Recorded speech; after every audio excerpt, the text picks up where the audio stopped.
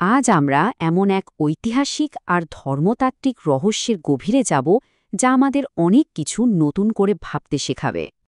চলুন শুরু করা যাক আমাদের আজকের মূল প্রশ্নটা দিয়ে। ইসলামের প্রাথমিক যুগে নবী মোহাম্মদ সাল্লাল্লাহু আলাইহি ওয়াসাল্লামের তো অনেক শক্তিশালী বিরোধী ছিল, তাই না? কিন্তু পবিত্র কোরআনে কেন শুধু একজনকে, শুধুমাত্র একজনকে নাম ধরে চিরকালের জন্য কন্ডেম করা হলো? কে ছিলেন তিনি, আর তার অপরাধটাই বা কী ছিল? এই প্রশ্নের উত্তরটা খুঁজে বের করতে হলে আমাদের কিন্তু প্রথমে একটু পিছিয়ে যেতে হবে। আমাদের বুঝতে হবে সেই সময়কার আরব সমাজটা কেমন ছিল, আর সেই সমাজের কোন অলঙ্ঘনীয় নিয়মটা এই ব্যক্তি ভেঙেছিলেন। মানে ভাবুন তো সেই সময়টার কথা। প্রাচীন আরবে সবচেয়ে বড় আইনটাই ছিল রক্তের সম্পর্ক। নিজের বংশ, নিজের গোত্র, এটাই ছিল মানুষের আসল পরিচয় আর সবচেয়ে বড় সুরক্ষা।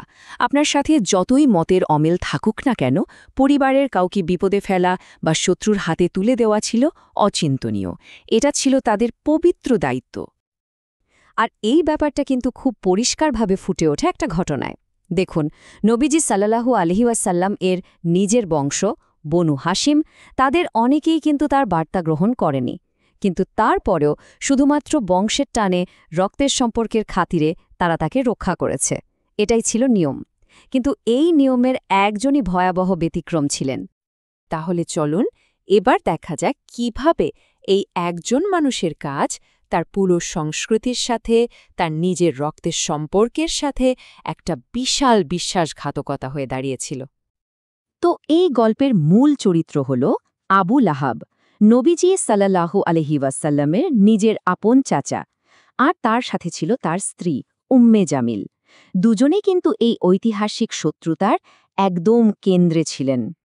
যখন পুরো বনু হাশিম গোত্রকে তিনটে বছর ধরে এক ঘরে করে রাখা হয়েছিল, সবাই মিলে তাদের সাথে সব রকম লেনদেন বন্ধ করে দিয়েছিল, তখন মাত্র একজন, শুধুমাত্র একজন নিকটাত্মীয় তাদের ছেড়ে শত্রুদের দলে যোগ দিয়েছিলেন। আর তিনি ছিলেন আবু লাহাব। আর তার এই বিরোধিতা কিন্তু কোনো সাধারণ বিরোধিতা ছিল না। এটা ছিল একদম নিরলস, ব্যক্তিগত আর প্রকাশ্য একটা ঘৃণার অভিযান। ঘটনাটা ছিল ইসলামের প্রথম প্রকাশ্য দাওয়াতের দিনকার।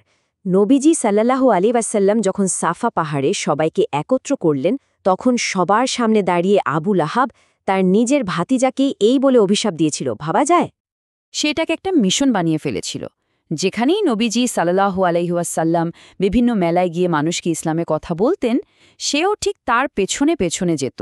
আর উদ্দেশ্য ছিল একটাই, চিৎকার করে সবার সামনে নিজের ভাতিজাকে মিথ্যাবাদী বলে অপমান করা, পাথর ছুঁড়ে মারা, যেন বাইরের লোকেদের কাছে তার বিশ্বাসযোগ্যতা পুরোপুরি নষ্ট হয়ে যায়।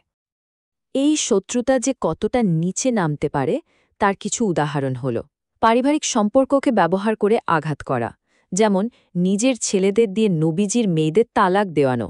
আবার ধরুন, ইবাদতের সময় গায়ে ময়লা ছুঁড়ে মারা, বা তার স্ত্রী মিলে রোজ রাতে চলার পথে কাঁটা বিছিয়ে রাখা। এমনকি নবীজির শিশুপুত্রদের মৃত্যুর পরও সে প্রকাশ্যে উল্লাস করেছিল। মানে চরম ব্যক্তিগত আর নিষ্ঠুর সব কাজ। রক্তের সম্পর্কের সাথে এত বড় বিশ্বাসঘাতকতার ফলও কিন্তু ছিল নজিরবিহীন। এর জবাবে সরাসরি স্রষ্টার পক্ষ থেকে তার ভাগ্য নিয়ে একটা ভবিষ্যৎবাণী আসে। কোরআনের একটা পুরো অধ্যায় সূরা লাহাব শুধু তার ব্যাপারেই নাজিল হয়। আর এটা শুধু তাকে অভিশাপ দেওয়া ছিল না, এটা ছিল তার চূড়ান্ত পরিণতি কী হবে, তার একটা নিখুঁত আর বিস্তারিত ভবিষ্যৎবাণী। সবচেয়ে অবাক করার মতো ব্যাপার হল, এই ভবিষ্যৎবাণী করা হয়েছিল ঘটনাগুলো ঘটার বহু বছর আগে। আর দেখুন, ইতিহাস ঠিক অক্ষরে অক্ষরে মিলে গিয়েছিল। বদরের যুদ্ধে কুরাইশদের পরাজয়, ঠিক তার পরপরই এক সংক্রামক রোগে আবু লাহাবের অপমানজনক মৃত্যু, এমনকি পরে তার সন্তানদের ইসলাম গ্রহণ, সবকিছুই যেন সেই ভবিষ্যৎবাণীরই বাস্তবায়ন ছিল। তো প্রশ্ন হল, ভবিষ্যৎবাণীতে ঠিক যেমনটা বলা হয়েছিল, কিভাবে তার ধন সম্পদ আর সন্তান সন্ততি তার কোনো কাজে আসলো না? আচ্ছা, ব্যাপারটা একটু ভেঙে বলি। ভবিষ্যৎবাণীটা টার্গেট করেছিল তার জীবনের সবচেয়ে দামি দুটো জিনিসকে। এক, তার বিশাল ধন সম্পদ, আর দুই, তার বংশধর, তার সন্তানেরা। আর কি আশ্চর্য, শেষ পর্যন্ত দুটোই তার কোনো কাজে আসেনি। তার মৃত্যুটা ছিল এক কথায় চূড়ান্ত অপমানের। সে এমন এক সংক্রামক রোগে মারা যায় যে তার নিজের পরিবার পর্যন্ত সংক্রমণের ভয় তাকে ছেড়ে পালায়। তার মৃতদেহ ৩ দিন ধরে ঘরে পচে গলে পড়েছিল। যে সন্তানদের নিয়ে সে এত গর্ব করত, তারাই টাকা দিয়ে লোক ভাড়া করে লাঠি দিয়ে ঠেলে তার লাশ একটা গর্তে ফেলে দেয়। সম্মান তো দূরের কথা, কেউ তাকে স্পর্শ পর্যন্ত করেনি। আর সবকিছুর শেষে সবচেয়ে বড় পরিহাসটা কী ছিল জানেন? তার নিজের ছেলেমেয়েরা, যাদের ওপর তার এত ভরসা ছিল, তারাই সেই বিশ্বাসকে গ্রহণ করেছিল, যা ধ্বংস করতে সে তার পুরো জীবনটা লাগিয়ে দিয়েছিল।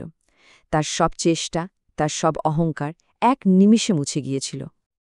তো আবুল আহাবের এই পুরো ঘটনাটা আমাদের সেই প্রথম রহস্যের তো সমাধান দিল। আমরা বুঝতে পারলাম কেন তাকে নাম ধরে উল্লেখ করা হয়েছে। কিন্তু শেষে একটা বড় প্রশ্ন রেখে গেল, রক্তের সম্পর্ক বড় নাকি আদর্শের বন্ধন? কোনটা আসলে বেশি শক্তিশালী? ভাবনার বিষয়, তাই না?